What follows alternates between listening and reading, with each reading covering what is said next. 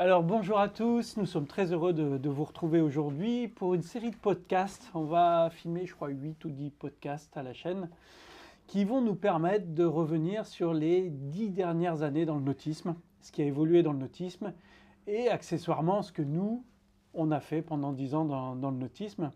Et aujourd'hui, on a la chance d'être tous les trois. C'est rare qu'on soit tous les trois. Donc Romuald, Joseph et moi qui sommes les trois cofondateur. Il en manque un quatrième qui est un peu caché, mais il est un peu discret, donc on a un peu de mal à le faire venir devant une caméra.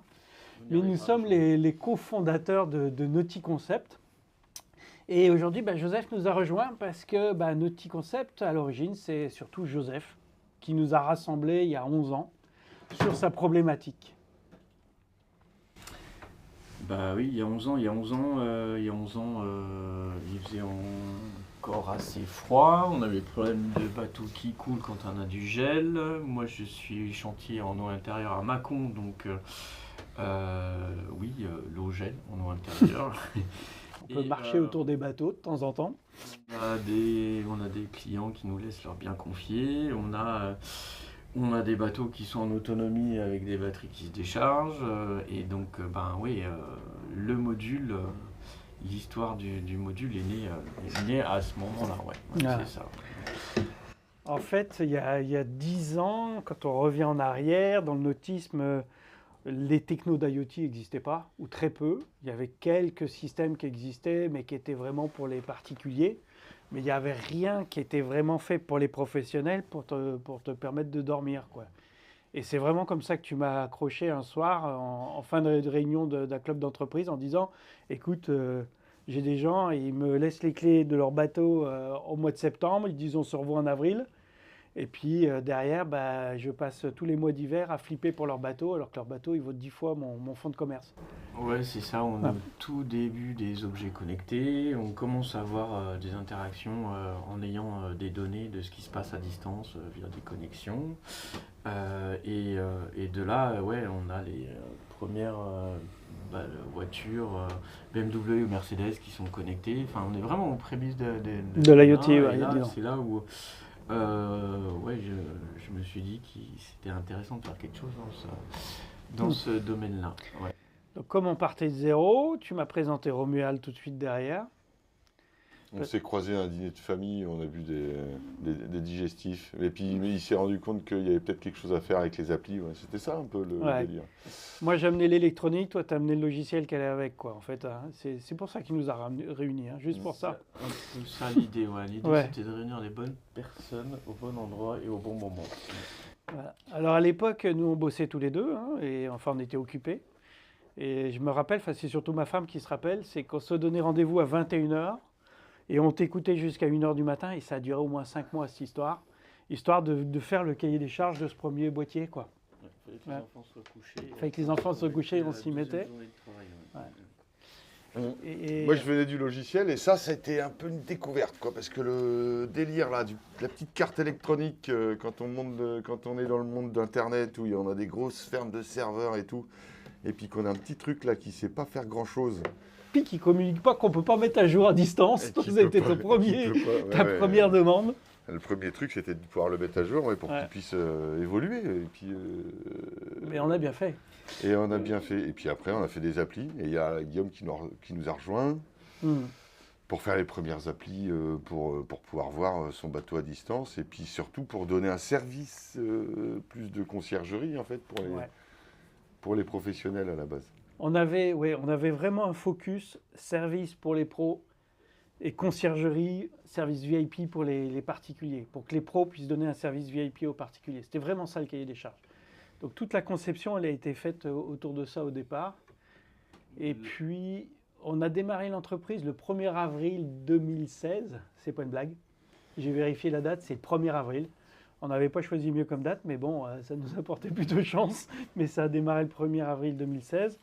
Et avec ce boîtier vraiment spécifique pour les professionnels qui faisait la différence sur les produits que tu trouvais sur le marché à l'époque. Avant le 1er avril 2016, on avait quand même été traîné un peu du côté du Salon de Paris avant.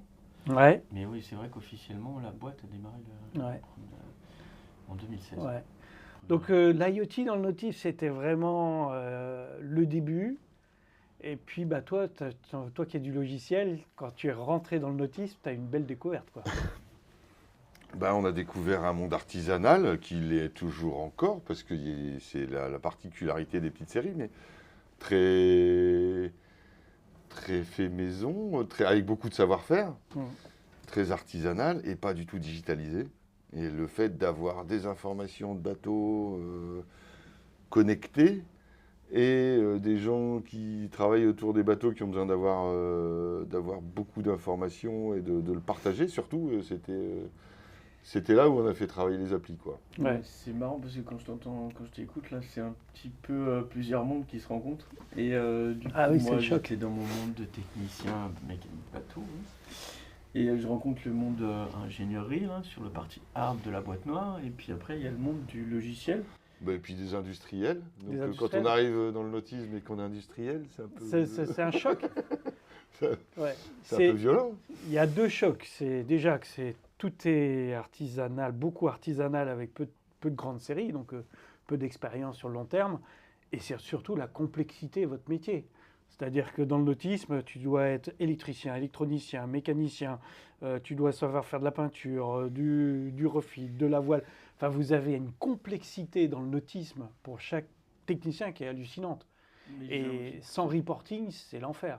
J'ai envie de te dire, c'est un peu la même chose. Moi, quand je suis allé découvrir vos mondes à vous, milieu engineering ou développement de la boîte noire, avec les approvisionnements, les prototypes, et après de surcroît le monde du logiciel où tout ça, il faut que ça communique ensemble. Il y a un logiciel interne, c'est le logiciel. On avait la décision, je me souviens, de dire ou non on le met à jour, donc forcément Romuald avait insisté pour que ça se mette à jour à distance. Ce qui a bien fait, parce que nos premiers modules de 2016, ils fonctionnent encore, ils ont été mis à jour peut-être 60 fois depuis, quoi.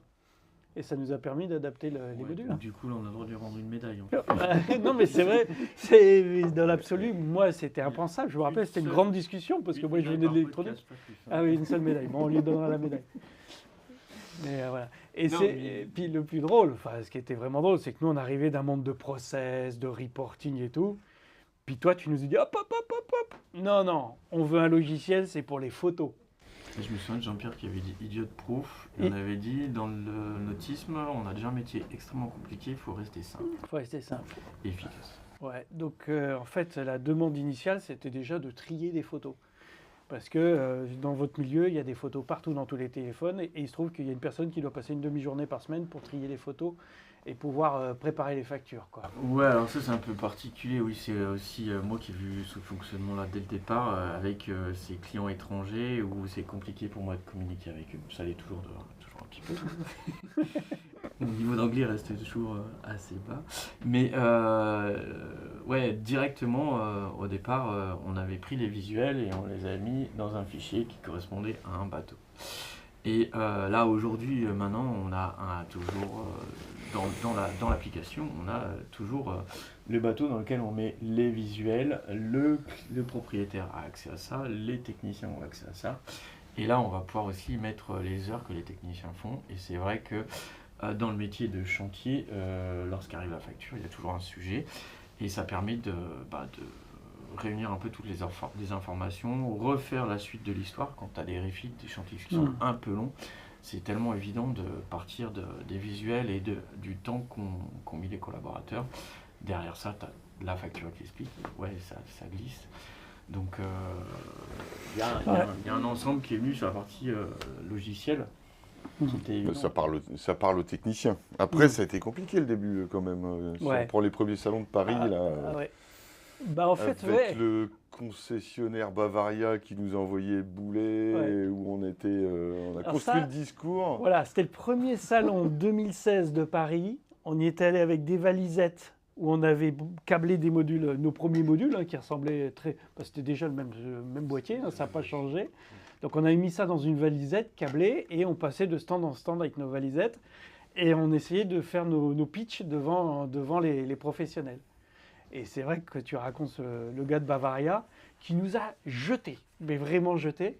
Et en fait, on allait à la cafétéria, on allait manger quelque chose ou boire un coup, on réfléchissait et on retournait le voir avec un nouveau pitch à chaque fois et on a dû le faire 3-4 fois. Et puis il s'est amusé avec nous aussi. Il s'est amusé avec nous parce qu'on a vraiment construit en les rencontrant parce qu'on ne connaissait pas le marché, on a construit en t'écoutant. Et après t'avoir écouté sur les premiers salons, on a construit avec les personnes qu'on a rencontrées. Hein. Et d'ailleurs, ces personnes sont toujours autour de la table chez nous parce que ils sont devenus des indispensables dans notre développement parce qu'ils nous apprennent le métier. Quoi. Et après, c'est les loueurs qui sont venus, nous ont dit « Non mais attendez, votre boîtier là, c'est vachement bien parce que moi, je veux savoir ce qui se passe. S'il y a quelqu'un qui fait le con avec un bateau, il va dans une zone de danger, etc. » Et là, on a fait des grosses évolutions. Ouais. Et c'est vraiment les loueurs qui ont, contrairement à ce qu'on pensait, parce qu'à la base, on pensait faire de la conciergerie, c'est les loueurs qui ont vraiment lancé le produit. Notamment en Corse, notamment, enfin beaucoup dans le sud de la France. C'est vrai qu'on a eu nos premiers clients vraiment autour de la problématique de confier un bateau à un touriste pendant une demi-journée ou une semaine et on a fait évoluer le produit comme ça. Ouais. C'est eux qui ont vu la plus grosse valeur ajoutée du produit rapidement. Et ça nous mène à 2017, Salon de Paris 2017. Donc là, on n'avait plus les valisettes. On avait un mini budget, donc on avait le plus petit stand du salon, ça devait être un 3x3. Puis on avait tellement d'affaires dessus qu'on débordait dans l'allée. Et c'est là où Joseph nous a créé notre wagon-bar. C'est-à-dire c'était un wagon complet qui était gros comme la table et sur lequel il y avait tout l'électronique branché avec des batteries. Et il y avait une cave à vin aussi accessoirement. Et en fait, on passait tout le salon avec notre chariot dans les halls, à passer d'un hall à l'autre. Toute la sécurité, ils nous voyaient passer, ils ne comprenaient pas que ça soit possible. Mais bon, on a passé et on allait sur tous les gros stands des fabricants, rencontrer les concessionnaires.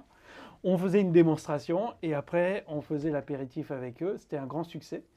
Et c'est là que finalement, on a rencontré beaucoup plus de loueurs que de concessionnaires pour le Nautic Safe. Oui.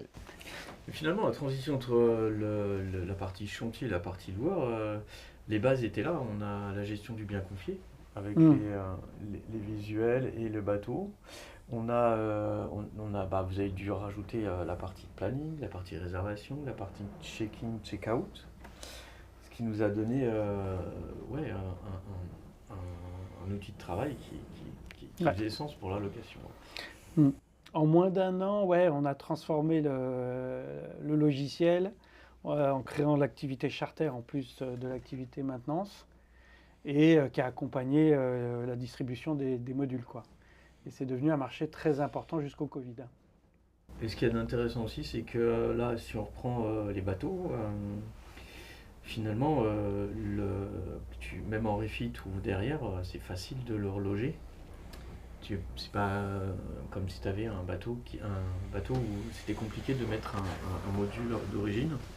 Là, on peut s'intégrer facilement, même sur un bateau ancien. On a appris ça avec Romuald parce qu'on a aussi appris un nouveau métier, parce qu'on a appris à aller au fond des cales pour aller installer nos boîtiers. Il a fallu prendre la tournevis et puis aller en installer. Donc, ça a été une bonne expérience pour nous, puis de comprendre un petit peu comment ça fonctionnait. Et puis c'est là où on a eu nos premières surprises, parce que quand on démarre avec notre boîtier, on espère que tout marche bien. Puis il y avait des endroits où ça ne marchait pas, on ne comprenait pas. Mais en fait, ça a été un formidable outil pour détecter des problèmes électriques dans des beaux bateaux. Moi, j'ai des souvenirs de belles installations où on était un peu tout penaud en disant « je ne comprends pas, on a des tensions qui ne sont pas logiques, c'est flou, c'est bizarre ». Et finalement c'était le bateau qui était mal fini. Il était sorti du chantier tout neuf. Il y avait des fuites de masse, il y avait des problèmes électriques importants. Ouais. On a eu plusieurs fois des gens qui nous ont dit « il ne marche pas votre truc ». Finalement, c'était le bateau qui était à mettre en cause, avec les guindeaux qui envoient du 500 volts. Avec les... Donc on a appris à protéger nos boîtiers depuis. On a dû protéger à plus de 500 volts. Quand on s'est lancé dans les bateaux électriques, on a eu aussi de très bonnes surprises avec les chargeurs de batterie sur les quais et le produit. Quand tu reprends au bout de 10 ans, il y a aussi la démocratisation du réseau NMA 2000 aussi. Oui, c'est vrai qu'en 10 ans, quand on a commencé, c'était vraiment rare les bateaux connectés en NMA 2000 à l'époque, les moteurs n'étaient pas encore natifs en NMA 2000. Là maintenant, quand on parle de gateway, ça fait sens à tout le monde. Ah oui, ça a été une grosse évolution sur ces années, et maintenant on n'imagine plus un nouveau bateau sans digital, quoi. Et ce qui nous permet, nous, de récupérer un nombre d'informations beaucoup plus important et pertinent. Et ça, on en parlera sur un prochain podcast, parce que ce serait long si on parle de ça. Ben voilà, en tout cas, merci Joseph de nous avoir rejoints sur ce premier podcast. Enfin, on ne pouvait pas imaginer de le faire sans toi quand même, parce que tu es vraiment à la source de NautiConcept, enfin de notre expérience dans le nautisme. Et puis, voilà, sur les prochains podcasts, on va développer un petit peu nos rencontres et puis ce qu'on a vu au cours de ces 10 ans, parce qu'il s'est passé énormément de choses dans le nautisme de ces 10 ans. Donc, on va essayer avec des partenaires d'essayer de retracer les 10 ans d'évolution du nautisme. Voilà. Je suis sûr que ça va être passionnant. Ouais. Merci. Merci Joseph et merci encore à Blue Wave de nous avoir permis d'être ici dans un XS14 à Toulon pour faire ces podcasts. À très bientôt.